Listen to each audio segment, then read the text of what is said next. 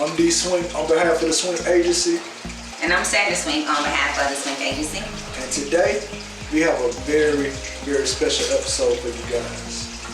So today we're going to be talking about the branding process, what it actually takes to build or create your brand. A lot of people think, I'm starting a company, I'm creating my brand, I have to figure out what my logo is going to be, I need to get this website popping, but they forget all of the necessary steps that it takes to actually create your brand identity. So that's one thing we're going to touch bases on today. A lot of people forget to actually build their brand identity. So it's not only just your logo and your website, but you have to back up. You have to start from the beginning. Not just your name, but what is your company going to stand for? What is your values? What is your mission statement going to be? You have to actually create a slogan for that website. There's a lot of fundamental things that you have to consider. So also, what is your vision? What is your overall vision? Like, how do you see your company? What do you see it in 5 years from now? What do you see it 10 years from now, 20 years? So, you have to be mindful of these things because you always want to, put yourself in a position to where you're able to maneuver the way that you need to so you could be successful within your business because you never want to stagnate yourself and be in a position where you can't really figure it out. So, write down your goals, do a vision board, have someone that you could talk to about your ideas who won't run away with them. And just always have a circle of support around you.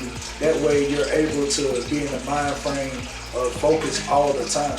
So after you come up with your name and then you go through all the steps of creating your goals, your objectives and things like that, before you get to your actual colors, consider your mission statement, word from word, and not just, okay, well, I know I want to stand for this and I know I want to do this. No, you have to get down deep and dirty with your statement. What your company's going to stand for.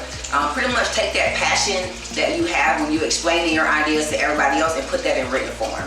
That's pretty much how I bring out the mission statement in clients. You just pretty much have to take that passion that you're explaining to everybody else and just put it in written form so that your customers can read that, and hopefully they'll get that same sense of passion through reading that you put into actually creating it. So that's how important your mission statement actually is. Don't just come up the top of your head with just something quick just to do it. No, you want to put your all into that one statement because that one statement is going to represent your brand further than your logo will.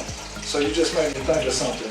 You mentioned your passion and, trying to, convey that passion to other people so that they'll get it. Mm-hmm. My question to you is, what if they don't get it? So there's different ways you can capture that. Like if your customers don't get that passion and they don't feel your vibe basically through reading your mission statement, there's other ways. Your logo, your creative director or your graphic designer can put your passion within that logo. So if you're a beauty brand and women love pink, purples, and all the bright and flashy colors, so your designer may put your point of view within your logo somehow. They may do it within the fancy writing or whatever. So there's other elements of your brand that you can get that out there. I know me personally, that's why I like talking to my clients prior to working on a project, because I want to ask you the question about what are your favorite colors or what colors are you considering, this, that, and third. Just because if you mention, I like black and brown,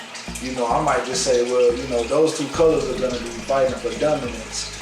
You should think about a lighter color. That's a icebreaker for me to introduce different colorways that they probably never even considered.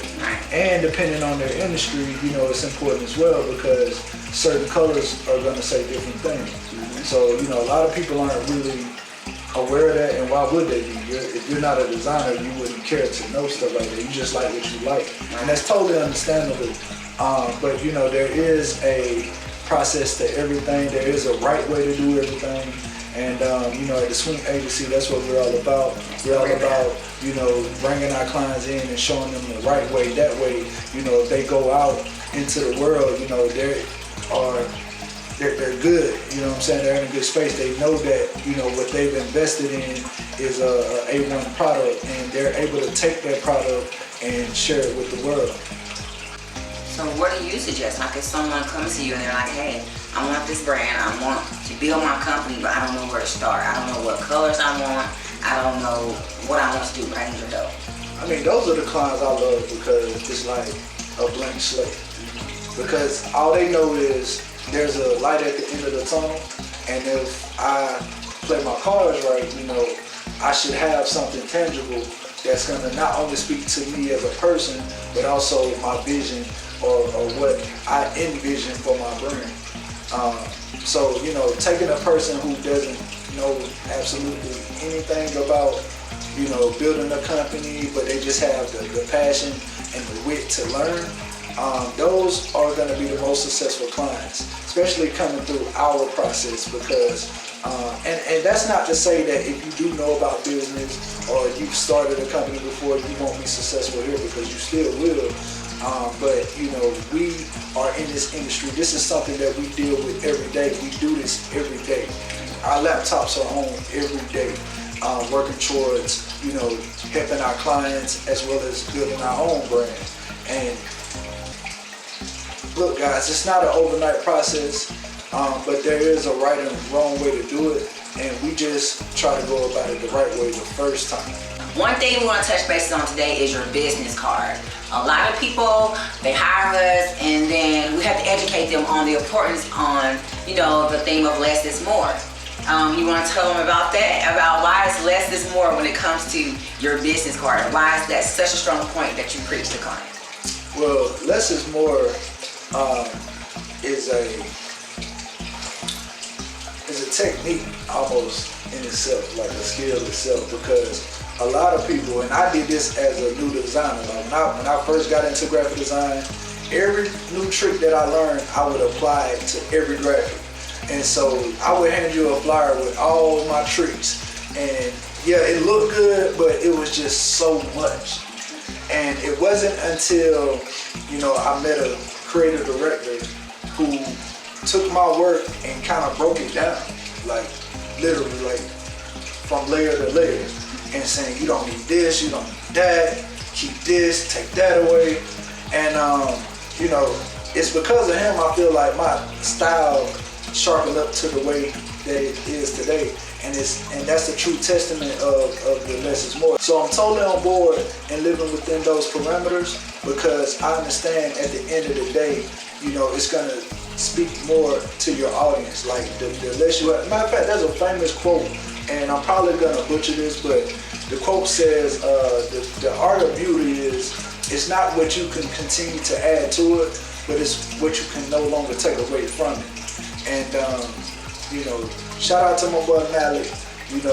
That's the quote he lives by, and it's also a quote I live by as well.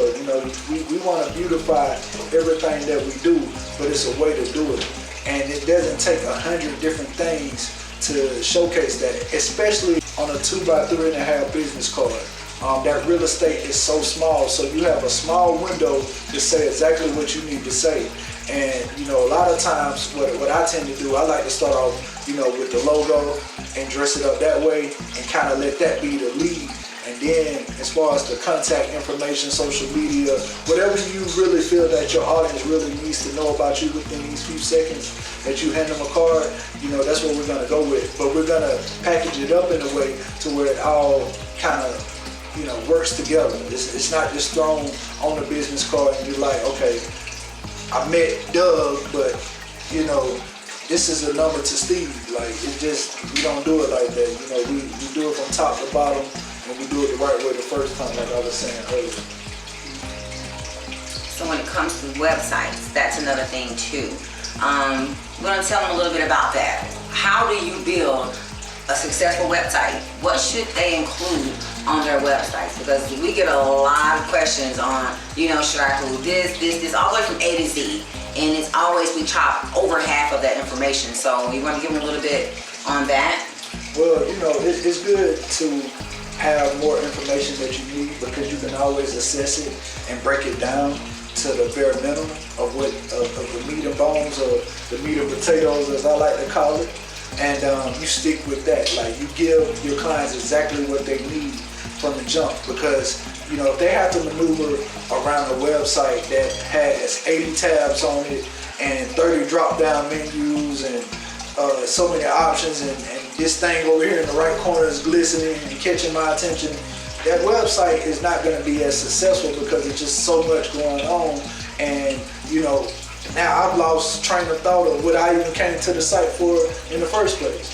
So you always want to lead off with your brand colors, of course, and have a statement, say something to let them know that you came to the right place.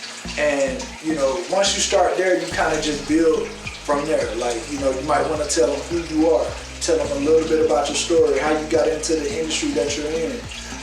From there, you might want to say, hey, check out my work, check out my products. Consultation forms. That is a major must. Like if you have services or if you have products, you also want to include frequently asked questions. A lot of people that come to your site have the same questions, and sometimes it saves you a lot of phone calls of answering the same question over and over. So that's one thing I recommend is frequently asked questions. I put it like this: great marketing is like fishing. You know what I'm saying? Like to catch a fish, you have to have the right bait. You understand what I'm saying? And you have to catch them on the right time. Timing is everything. And marketing is no different. Like you have to have the right bait to build your audience and bring them in. Even if you don't see the likes and the followers build, that doesn't necessarily mean that people aren't watching. We get hit up all the time from people that we've never met before saying, hey, I've been literally stalking your pages for 2 months. And you're like, okay, I don't know you, don't know if I want to do business with you. But then you kind of have a conversation with the people and you start to realize like, no, they're really following your brand. They understand what you're about. And in return, like, you start learning about them. So a relationship is built. And before long, you're working in their project or they're doing something for you. So, the importance of valuable relationships is so key to building a successful brand as well as a business, because at the end of the day, we have to rely on the people who support us and who believe in us. And if there's someone who's not necessarily showing their support for you, that person may not be in your corner all the way, and that's fine. And my advice to that is, just continue going, because the right people are where they need to be, and you'll eventually get to them. I totally agree.